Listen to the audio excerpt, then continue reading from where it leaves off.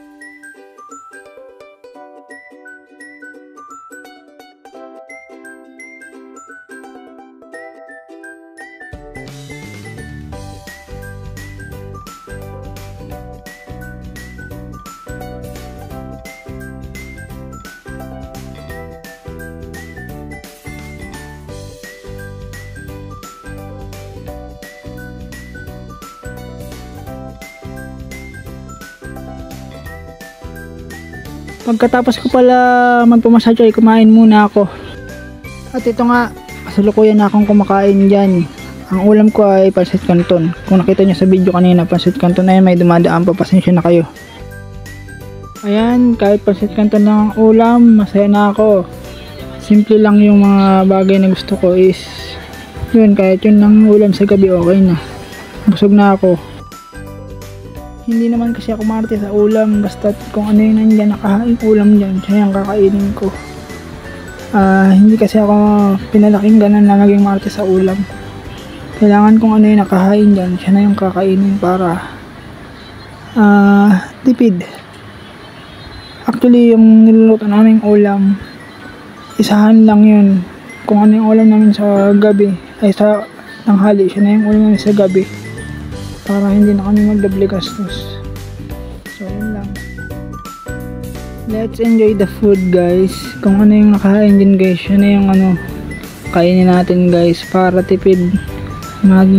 Dapat naman tayo magtipid para meron pa tayong madudukot. By the way guys, gusto ko pala magpasalamat sa lahat ng sumuporta sa akin. Because finally nakuha na natin yung first salary natin dito sa YouTube. Hindi naman ganun kalakihan pero nagpapasalamat ako kasi nagbunga na yung pagsisikap ko at sana patuloy niya pa rin akong suportahan sa journey kong ito upang may pagpatuloy natin yung pagbabahagi ng iba't ibang klaseng video. Merong motivational, merong life tips, merong unboxing, merong cover song. Hindi lang ako nakakapag-cover ngayon kasi wala tayong headset or wala tayong headphone. Kasi nasira yung headphone na binili ko, kaya kung mapapansin nyo, hindi na ako masyadong nag-unbox ng kung ano-ano. Bago ko mag-unbox or bago ko bumili, talagang inaano ko na, tinitingnan ko na yung reviews para hindi ako madenggoy sa items. Kasi kapag bili ka lang ng bili tapos hindi mo tinitingnan yung reviews ng binibili mo, may possibilities na damage yung ibigay sa'yo or hindi maganda yung quality. Ilang beses na akong nadenggoy niyan, kaya ngayon inaaral ko na siya kung paano siya i-check yung quality ng items. uminom tayo ng tubig pagkatapos natin kumain. So ayun na nga guys, hindi tayo pwedeng bili ng items nang hindi natin tinitingnan yung reviews para hindi tayo madenggoy o hindi tayo magkaroon ng problema. Mahirap pa naman ibalik yung mga items kasi papupuntahin ka pa sa customer system service ba yun? Ewan ko, di ko alam, limot ko na, basta ganun. Maraming proseso bago mo maibalik yung items, bago mo ma-refund, kaya medyo nag-iingat na rin ako ngayon.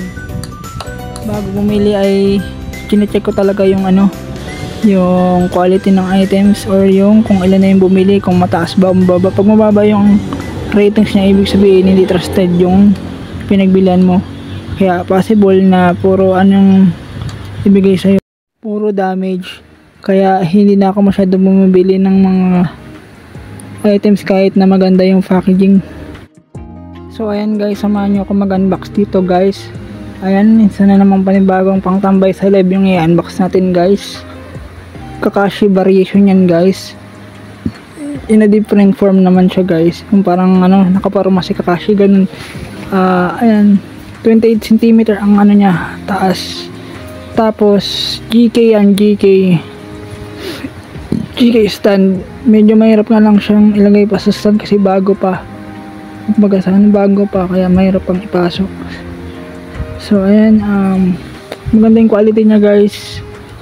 Sa halagang 476 meron ka ng pangmalakas ang action figure. Pwedeng pang regalo yan guys sa mga inaanak nyo guys ngayong Pasko, or pwede nyo ring personal use, pang collection ba. Ako kasi pang collection, tsaka ginagamit ko rin sa live ko pag nagla-live ako, tinatambay lang ganun. So ayan, kung gusto nyo pa ng mga ganitong video at kung gusto nyo ng advice, pwede rin, basta i-click nyo yung subscribe button dyan sa baba at huwag nyo kalimutang i-ring yung bell para updated kayo sa mga bago nating uploads. So hindi ko na pinapatagal to para hindi kayo maumay, para panoorin nyo, tapusin nyo rin tong video na to kasi nagpapakahirap akong gumawa ng video kahit na nahihirapan, tuloy pa rin. So ayun, maraming salamat sa inyong suporta, sa walang sawang nanonood. At kung hindi ka pa nakaka-subscribe, mag-subscribe ka na para updated ka nga sa mga bago nating uploads. Naglagay ng tag doon, yung pang blurred, pero kung saan man nakalagay, kung saan man nakalocate, kaya walang silverin, walang size HR. So ayun, maganda yung quality naman guys. When it comes to packaging, maganda naman. Medyo nahihirapan pa ako magbukas dyan. Ayan tinulungan na ako ng videographer ko guys, mag-stand na yan. Salamat sa kanya, salamat. So hanggang dito na lang guys, maglalagay na lang ako ng music para hindi kayo mainip, hindi kayo maboard. So ayan, pakibigay naman to ng isang bagsak na like, subscribe, at i-share nyo na itong video na ito para mas marami pang makanood at ma-consider ang video natin to. Salamat, peace out, bye bye.